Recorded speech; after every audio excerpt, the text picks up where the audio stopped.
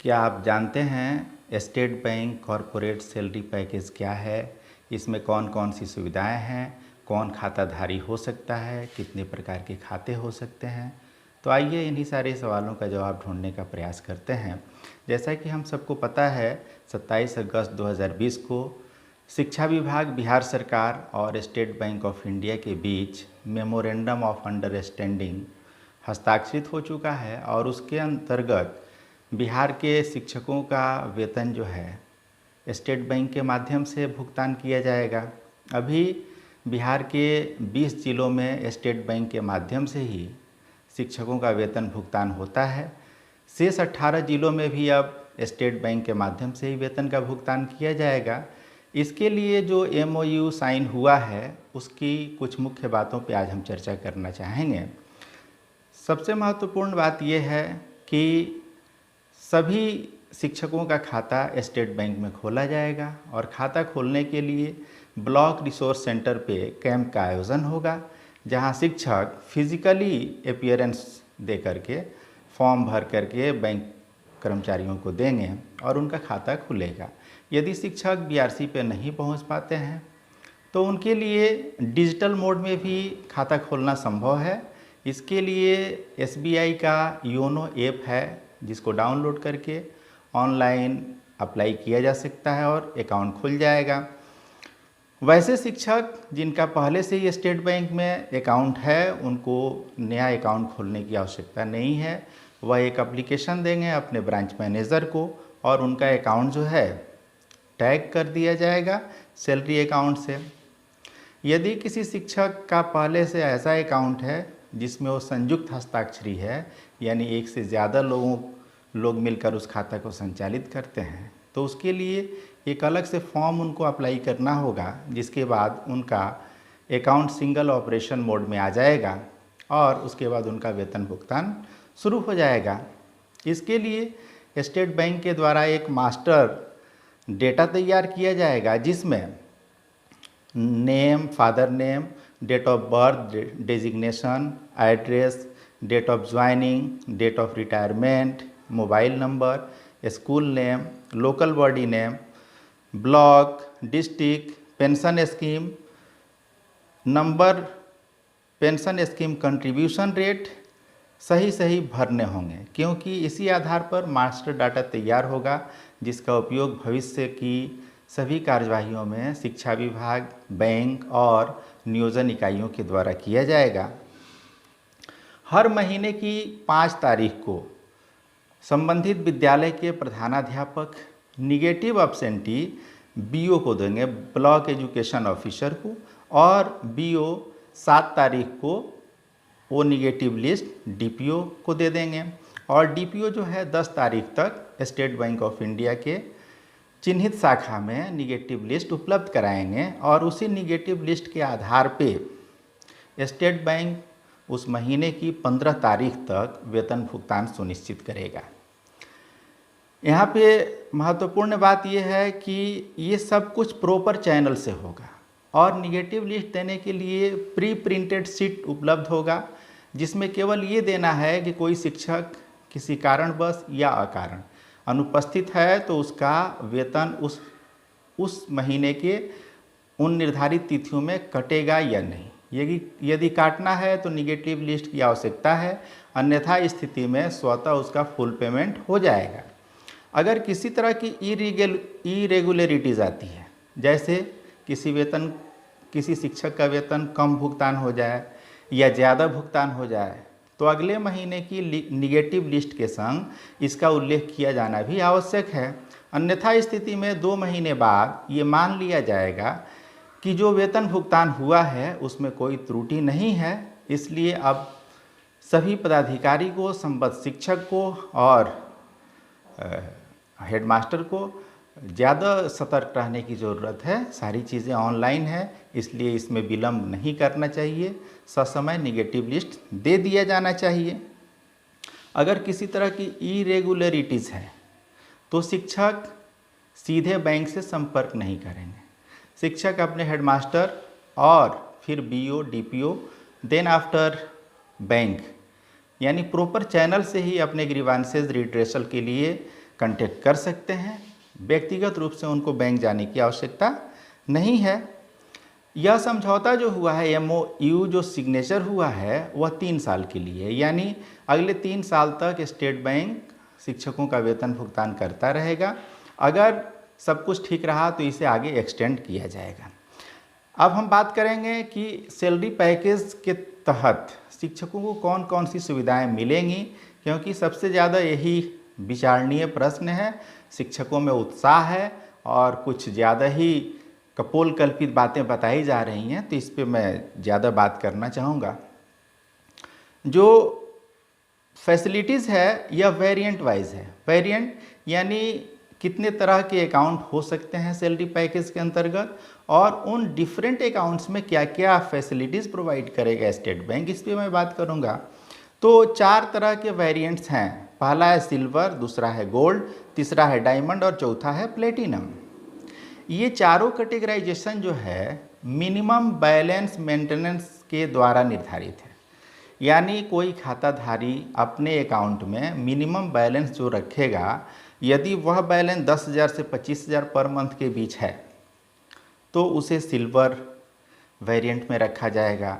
अगर 25,000 से ज़्यादा और 50,000 के बीच है तो उसे गोल्ड वेरिएंट में रखा जाएगा। यदि 50,000 से ज़्यादा और 1 लाख से कम के बीच है तो उसे डायमंड वेरिएंट में रखा जाएगा, और यदि 1 लाख से ज़्यादा है तो उसे प्लेटिनम वेरिएंट में रखा जाएगा। यहाँ महत्वपूर्ण बात यह है कि ये सारी सुविधाएं आम खाता धारकों को भी उपलब्ध है और वेतन भोगी कर्मियों को भी उपलब्ध है। तो आम खाता धारकों के लिए मैंने जो राशि बताई वह मिनिमम अपने अकाउंट में रखना ही होगा, जबकि जो वेतन भोगी कर्मी है, जैसे हम शिक्षकों का जो वेतन भुगतान होगा, तो हमारे लिए ये मिनिमम बैलेंस रखने की बाध्यता नहीं है। हमारे लिए बस हमारा जो वेतन है उसी से निर्धारित हुआ है कि हम किस वेरिएंट में हैं। मैं समझता हूँ कि हम सभी शिक्षकों का वेतन 25,000 से ज़्यादा और 50,000 से कम है, और ये जो लिमिटेशन है ये गोल्ड वेरिएंट में आता है। इसलिए मैं बाकी लाभों की जो गणना करूंगा, जो चर्चा करूंगा, वह सिर्फ गोल्ड वेरिएंट के लिए ही होगा। बाकी वेरिएंट जो है सिल्वर, डायमंड और प्लेटिनम, वह मेरे लिए बहुत उपयोगी नहीं है, इसलिए उस पर मैं आज चर्चा नहीं करूंगा। तो पहला लाभ जो है मिनिमम बैलेंस चार्ज। हम सब जानते हैं कि मेट्रो सिटी में 3,000 और सब अर्बन एरियाज जो हैं वहाँ पे 2,000 से कम अगर बैलेंस होता है तो बैंक मिनिमम बैलेंस चार्ज काटता है। लेकिन सैलरी अकाउंट पैकेज जो है उसमें कोई मिनिमम बैलेंस चार्ज नहीं लगेगा, यानी शून्य बैलेंस पे भी अगर हमारा खाता है तो कोई चार्ज नहीं देना पड़ेगा। इसमें कई तरह के इंश्योरेंस की सुविधाएं हैं। जैसे पहला इंश्योरेंस है कम्प्लीमेंट्री पर्सनल एक्सीडेंट इंश्योरेंस। तो ये इंश्योरेंस जो है गोल्ड वेरिएंट के लिए 5 लाख रुपए तक का है। अगर दुर्घटनावश मृत्यु होती है तो 5 लाख का इंश्योरेंस मिलेगा। दूसरा है एडिशनल पर्सनल एक्सीडेंट, ये ATM से लिंक्ड है, ATM कवर करता है इसको, और इसमें भी डेथ होने पे 2 लाख तक का इंश्योरेंस मिल सकता है। तीसरा जो इंश्योरेंस है वह कम्प्लीमेंट्री एयर एक्सीडेंट इंश्योरेंस, यानी हवाई दुर्घटना होने पे 5 लाख रुपए तक का इंश्योरेंस गोल्ड वेरिएंट के खाताधारी के लिए है। चौथा जो इंश्योरेंस है वो है additional air accident insurance. Additional air accident insurance उनके लिए है जो ऑनलाइन टिकट बुक करते हैं या ATM के माध्यम से बुक करते हैं, तो इनको 4 लाख रुपए तक का इंश्योरेंस मिलेगा। Purchase protection on debit cards, ये है 2 लाख रुपए। अगर ऑनलाइन मार्केटिंग करते हैं SBI के माध्यम से तो उसमें हमको 2 लाख तक का परचेज प्रोटेक्शन मिलेगा। एक बहुत बड़ी सुविधा इसमें है ओवरड्राफ्ट की, यानी अग्रिम निकासी की। यदि शिक्षक की सेवा 6 माह से ज़्यादा है और वो चाहता है तो अपने 2 महीने की तनख्वाह के बराबर अग्रिम निकासी कर सकता है, यानी 75,000 तक का वह विड्रॉल कर सकता है। जब ग्रामीण बैंक में हमारा अकाउंट था तो वहाँ 20,000 का प्रोविज़न था, लेकिन मिलता किसी को नहीं था। स्टेट बैंक के संग ये बढ़ के हो गया 75,000 और मैं उम्मीद करता हूँ कि मिलेगा, क्योंकि स्टेट बैंक की सेवाएं बहुत अच्छी होती हैं। एटीएम का डेबिट कार्ड जो है यह फ्री में मिलेगा, इंटरनेशनल डेबिट कार्ड मिलेगा। जो भी खाताधारी होंगे सैलरी पैकेज के अंतर्गत उनको एटीएम कम डेबिट कार्ड मिलेगा। ट्रांजैक्शन जो है अभी लिमिटेड होता है, अगर 4 ट्रांजैक्शन से ज़्यादा होता है महीने में तो उसमें कुछ नॉमिनल चार्जेस होते हैं, बट अब जो है अनलिमिटेड, यानी हम महीने में जितना चाहें उतना एटीएम से निकाल जितनी बार चाहे उतनी बार निकाल सकते हैं, चाहे वो 5 बार हो या 10 बार हो। एटीएम जो हो एसबीआई का हो या अदर बैंक का हो, किसी भी बैंक के एटीएम से विड्रॉल करेंगे तो उसके लिए लिमिटेड हमारे पास ऑप्शन नहीं है कि हम 4 ही बार निकासी कर सकते हैं, हम जितनी बार चाहें कर सकते हैं। इसके अलावा भी कुछ फ़ायदे हैं।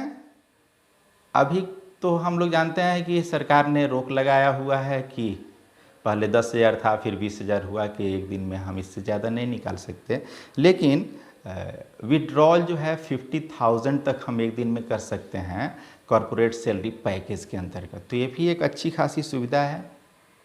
एक महत्वपूर्ण बात है पर्सनल लोन के संबंध में, बहुत र्यूमर फैलाया जा रहा है कि 30 लाख तक का पर्सनल लोन मिलेगा, लेकिन मेरी जानकारी में ऐसा नहीं है। पर्सनल लोन जो होता है वो कुल तनख्वाह के 18 टाइम होता है, यानी 18 महीने का अग्रिम भुगतान पर्सनल लोन के रूप में बैंक करता है। तो अगर 30,000 है तो 5,40,000 हुआ, 40,000 है तो 7,20,000 रुपया हुआ। इस तरह का पर्सनल लोन भी स्टेट बैंक उपलब्ध कराता है, तो ये भी एक अच्छी सुविधा है। इसके अलावा internet banking, multi city cheque, RTGS, NEFT, SMS alert और डिमांड ड्राफ्ट की सुविधाएं जो हैं निःशुल्क उपलब्ध कराई जाएंगी स्टेट बैंक के द्वारा। स्टेट बैंक कुछ सोशल सिक्योरिटी स्कीम भी चलाता है, जैसे public provident fund, new pension scheme, Sukanya Samriddhi योजना।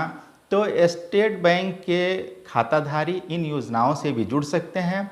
इसके अलावा स्टेट बैंक का एक डिजिटल प्लेटफॉर्म है जो बहुत कारगर है और योनो लाइट के नाम से जाना जाता है। ये मोबाइल बैंकिंग ऐप है, इस पे जाकर के कस्टमर जो है स्टेट बैंक की लगभग सारी सुविधाओं का उपभोग कर सकता है।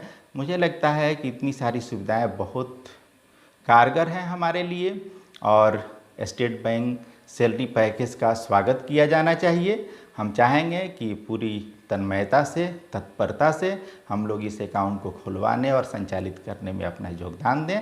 इन्हीं शुभकामनाओं के संग बहुत बहुत धन्यवाद।